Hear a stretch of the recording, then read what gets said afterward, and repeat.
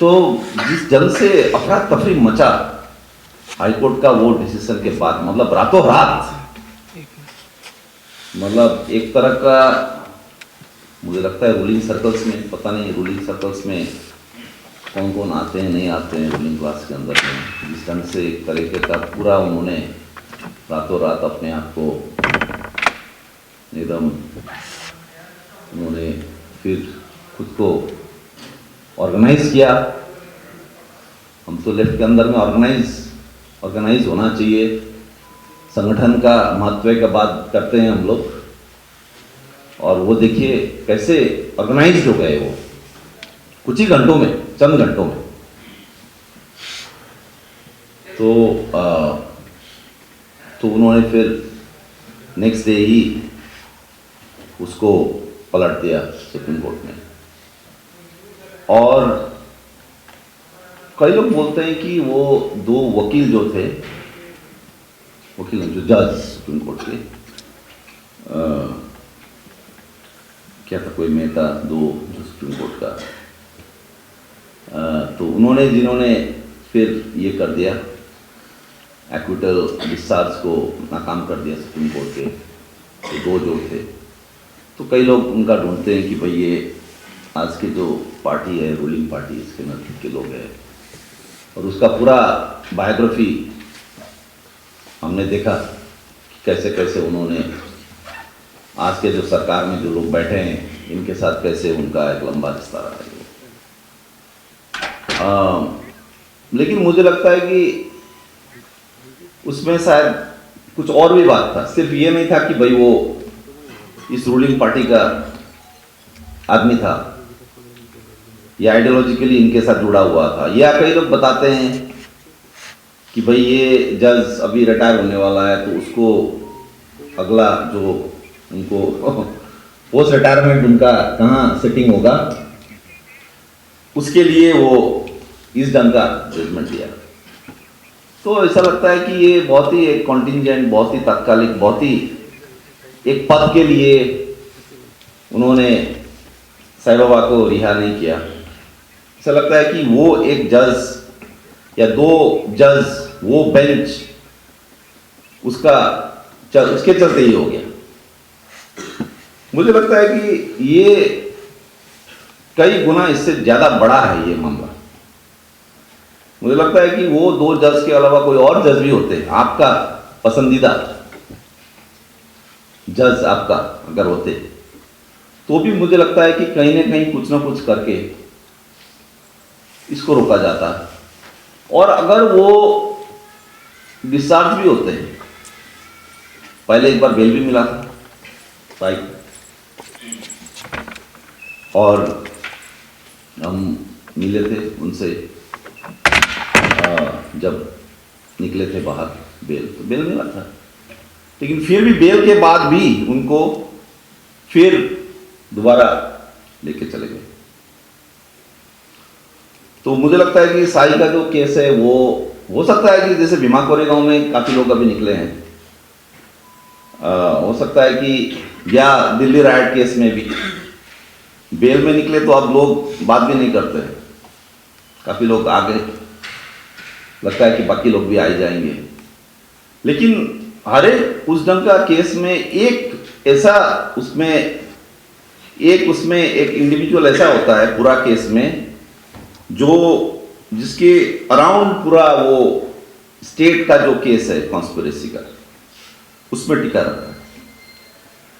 और साईं बाबा को उन्होंने ये बनाया है कि पूरा जो ये इंक्लूडिंग भीमा कोरेगांव, यहाँ 5-6 लोगों का तो हम देख ही रहे हैं, है ना। पांडु नरोते तो शहीद हो गए, और बाकी लोग भी हैं। लेकिन इससे इधर भी जो भीमा कोरेगांव का केस हुआ,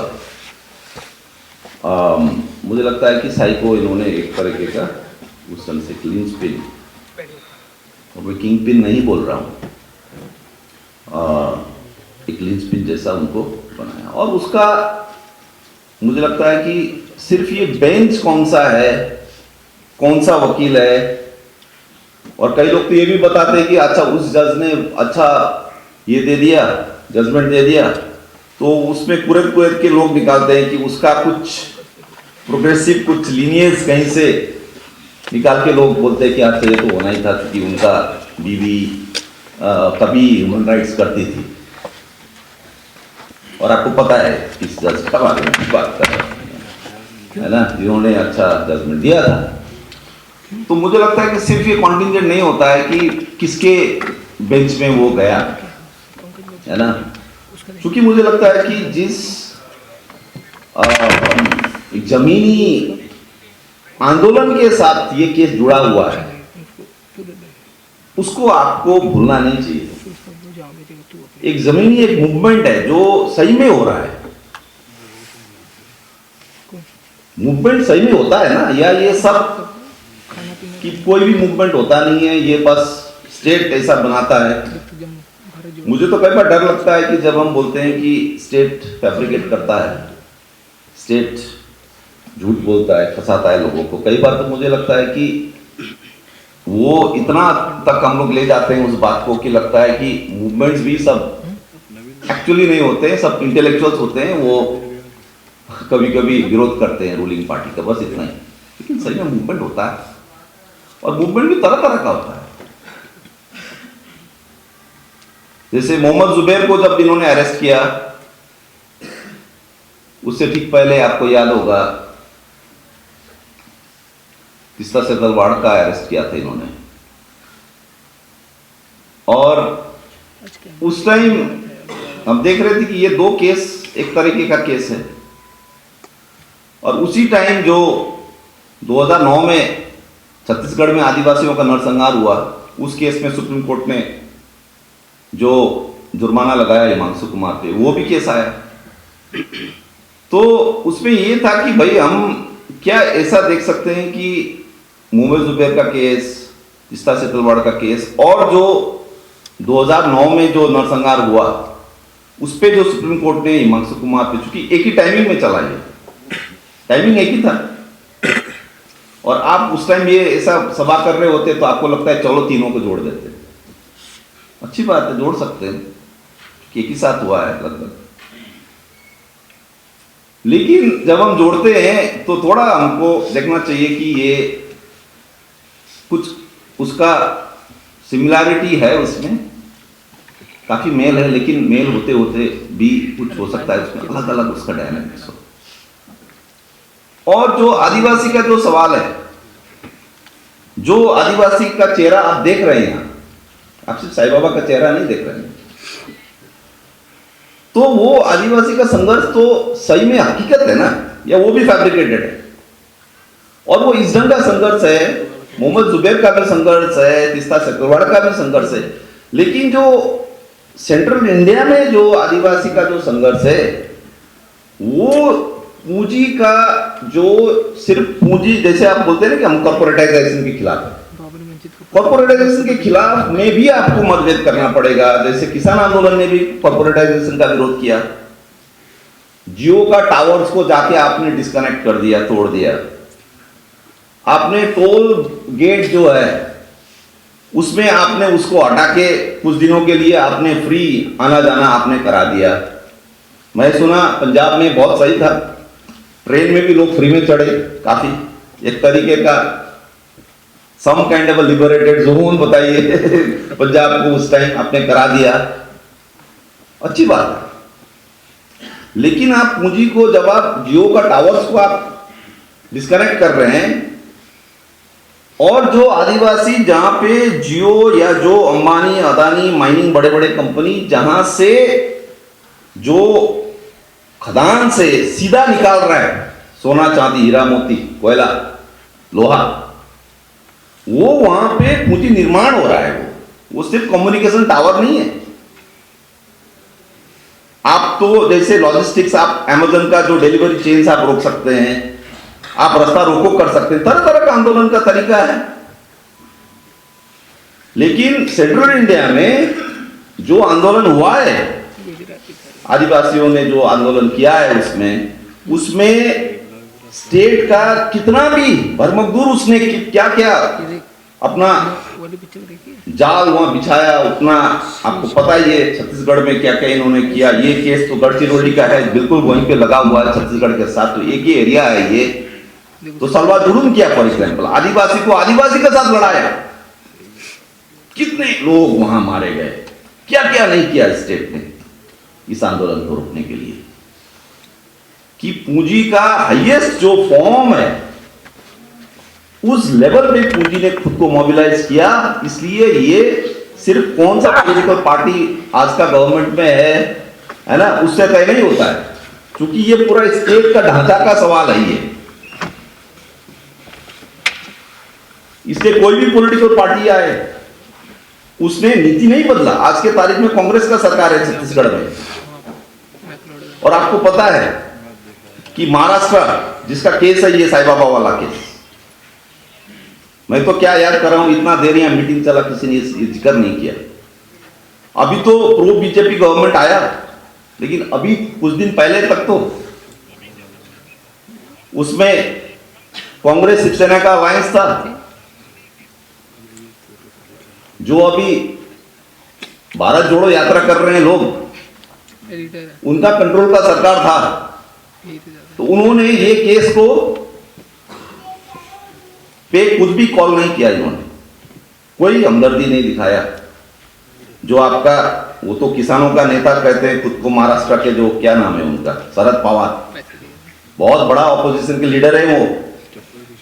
यहां तक कि भीमा कोरेगांव का केस को इन्होंने एनआईए को हैंड ओवर कर दिया। बताइए, यानी कि ये उस लेवल पे चल रहा है कि आपका राहुल गांधी हो, नरेंद्र मोदी हो, फर्क करना बड़ा मुश्किल हो रहा है इसमें।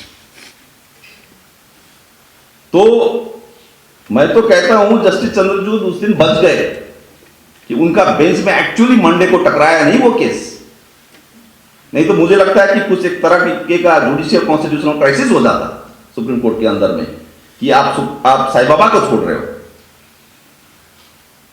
मतलब ये टल गया कि उनका बोलते हैं ना दशा कट गया, कि उस लेवल पे ये हो रहा है। और जो इन्होंने, जैसे बसंता भी बोल रही थी, और दूसरा एक पहलू मैं यहां उठा देता हूं, जो बसंता बोल रही थी, एक बात आपने सुना होगा कि वहां जब जाती है बसंता साईं से मिलने के लिए, तो वहां पे लोकल लेवल पे, लोकल कोर्ट्स में वो एक तरीके का मिलने के लिए भी कुछ पेपर वर्क करना होता है ना। जो पांडु नरोटे का देहांत हो गया तो वहां पेपर वर्क करना होता है, तो वहां लोकल अथॉरिटीज जो है, local courts, lower courts cooperate नहीं करते हैं। आपको लगता है ना कि शायद बसंता इस टाइप का केस हुआ है, वहां लोकल लॉयर्स वगैरह कोऑपरेट करता होगा? नहीं, बिल्कुल नहीं। सुरेंद्र गांधी अरेस्ट होने से पहले, जो अभी भीमा कोरेगांव का केस में है, Surendra Gandhi face so much atrocities, so much kind of discrimination from the local lawyers. Chhattisgarh में आपको पता है जैकलैक के जो लॉयर्स जाते थे वहां, उनको तो मार के भगाया छत्तीसगढ़ के local lawyers, they through them out of Chhattisgarh. उनको भाड़े का एक मकान भी नहीं मिला रहने के लिए, जैकलैक के लॉयर्स, शालिनी गेरा वगैरह। अभी भी वो तो अभी भी है वहां पे, जो हमारा अभी तो वो ह्यूमन राइट्स काफी एक्टिविज्म कर रही है, नाम याद नहीं आ रहा है मुझे, लेकिन शालिनी गेरा का पूरा टीम जो था, बेला भाटिया तो अभी भी है वहां पे, तो वो जो पूरा जो टीम है, तो लोकल लेवल पे चूंकि साईं बाबा का जो केस है वो सेंटर के लेवल से है एनआईए से, लेकिन वो लोकल जो माइनिंग का जो इंटरेस्ट है, 2017 का जो जजमेंट आया साईं बाबा के केस में, जिसमें उसको लाइफ इंप्रिजनमेंट दिया है, पता है उस जजमेंट में क्या बोला जज ने? उस जजमेंट में ये बोला गया है कि Sai Baba is obstructing development in Gadchiroli area. और जज कितने बार माइनिंग का, जो आप सोचते हैं कि मैं बहुत डिटेल में जा रहा हूं, जज का वो जजमेंट पढ़िए आप, कितने बार जज रेफर करता है। देखिए साईं बाबा को उस ढंग से वो जजमेंट आप पढ़िएगा तो देखिएगा, वो एंटी नेशनल कॉन्स्पिरेसी उस पर नहीं फंसाया है। आपको ये बात समझना पड़ेगा। जैसे भीमा कोरेगांव में वो ज्यादा फोकस है कि anti national conspiracy, they were having Maoist conspiracy, ये वो सब भी दिया है साईं बाबा को। लेकिन जज का फोकस था कि वो जो माइनिंग जो हो रहा है सुरजागढ़ में, और सुरजागढ़ नाम लिया है जज ने इतना स्पेसिफिक कि उनको कहां मार पड़ा है आंदोलन से वो क्लियर हो रहा है। ये जो स्टेट और कैपिटल का जो नेक्सस है उसमें एग्जैक्टली कहां पे चोट पड़ा है आंदोलन से, वो खुल के सामने में आ रहा है। आप जजमेंट पढ़िएगा तो, क्योंकि बार बार जज बोल रहा है कि सुरजागढ़ में जो माइन है वो माइन में हमको वहां से निकालने नहीं दिया, हमको लूटने नहीं दिया, हमारा लूट रोक दिया इसने। ये है केस, हमारा लूट हो रहा था और बढ़िया लूट हो रहा था।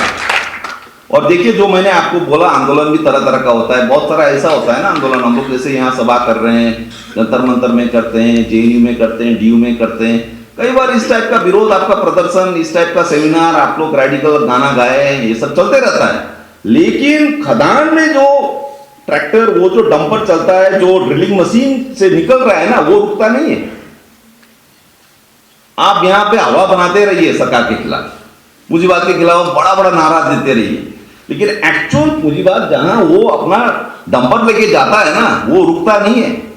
लेकिन साईं बाबा वाला केस में गुस्सा इसलिए है स्टेट को, कैपिटल को, क्योंकि वहां पे काम रुका है इनका। एग्जैक्टली वो डंपर निकाल के कई ट्रक को हटाया गया, जलाया गया वहां पे आंदोलन के दौरान आदिवासियों ने। तो इनको गुस्सा जो है कि स्टेट हमेशा सोचता है कि कितना बड़ा आंदोलन क्यों ना हो, हम खरीद लेंगे या हम उसको लंबा चलने देंगे। जैसे किसान आंदोलन के साथ भी आप एक तरीके से देखिए, चलने दिया, चलाओ 1 साल 2 साल, लेकिन आखिरकार बैक टू डिफॉल्ट मोड में आना है आपको कभी ना कभी। सेंट्रल इंडिया में ऐसा आंदोलन है कि बैक टू डिफॉल्ट मोड जा ही नहीं रहा है, वापस शुरू हो ही नहीं रहा है काम। आज के तारीख में भी वहां फाइट चल रहा है, और ये जो उनको जो लगा है चोट पूंजी और स्टेट को, इसका बदला है ये। और ये साईं बाबा के सर के ऊपर जा रहा है कि इसको ठीक कर तो सब ठीक हो जाएंगे। इसलिए साथियों, इस केस को मैं तो हमेशा सीरियसली लेता हूं, साईं बाबा का केस। मैंने इस पे जो लेख भी लिखा है, हालांकि भीमा कोरेगांव के नाम से लिखना पड़ा मुझे, क्योंकि भीमा कोरेगांव का अब वैसे है ना, वामपंथी लोग भी वेव में चलते हैं, है ना। तो वेव मैंने भी वहां थोड़ा इस्तेमाल किया, लेकिन उसको आप थोड़ा भी ढंग से पढ़िएगा तो देखिएगा कि इसका लीनियज आपको देखना होगा, है ना। तो जो मैं बात बोल रहा था, sorry I will just take an extra minute और सो, कि जो लोकल जो पूंजी का जो वहां पे police officers, courts, local political parties, मतलब नेशनल पॉलिटिकल पार्टीज, उनका जो लोकल यूनिट्स का जो नेक्सस है, वो जैसे नाम भी मैं आपको दे सकता हूं, जैसे इवन विनायक सेन का केस में भी वही था। फिर बाद में आपने आके हम लोगों ने जो IPS officers, Vishwaranjan IPS officer Suresh Bodke Maharashtra में, फिर आपका जो वो कौन था, बहुत ही खूंखार था ना एक कल्लूरी, है ना। तो इन्होंने वहां का लोकल मीडिया का भी बात हो रहा था यहाँ, है ना, कि लोकल मीडिया को भी इन्होंने खरीद के रखा है। कल्लूरी ने तो यहाँ तक किया छत्तीसगढ़ में कि लोकल मीडिया जो है इतना नेगेटिव कवरेज देगा आपको, है ना, कि लोकल जर्नलिस्ट सबको ठेके में दे दिया कि चलो पुलिस डिपार्टमेंट को जितना भी, फॉर एग्जांपल पानी का बोतल चाहिए, ये फलना जर्नलिस्ट उसका कॉन्ट्रैक्टर बन गया। कल्लूरी ने पूरा एक संजाल बनाया था वहां पे। तो हायर कोर्ट में जब आप जाते हैं, सुप्रीम कोर्ट, हाई कोर्ट में, तो आपको लगता है कि सुप्रीम कोर्ट, हाई कोर्ट में जाएंगे, है ना, तो वहां तो बड़े बड़े जस्टिस बैठे हैं, वो दे देंगे। हुआ क्या, और मुझे लगता है कि 2014 के बाद ये नया चीज है ना, कई सारे तो पैटर्न सेम है, लेकिन नया ये है कि जो सुप्रीम कोर्ट, हाई कोर्ट के लेवल पे भी अभी हम क्या देख रहे हैं कि जो लोकल में जो चल रहा था पूरा एक जो पूंजी का जो लोकल पुलिस के साथ लोकल गुंडे, local political parties, leaders, election सबके साथ जो बड़ा नेक्सस था, वो अभी even high court, supreme court में ऊपर के लेवल पे भी अभी वही जो थॉट प्रोसेस जो है वो यहाँ भी ऊपर के लेवल पे भी चला आया है। तो इसलिए ये साईं बाबा का केस इस ढंग से इंपॉर्टेंट है, लेकिन ये उम्मीद भी ये हमें देता है, ये हमें ये लेसन लेना चाहिए, या यूं कहिए कि साईं बाबा का केस हमें एक खास तरीके का एक बहुत ही सशक्त आंदोलन इस देश में मौजूद है, इसका आभास देता है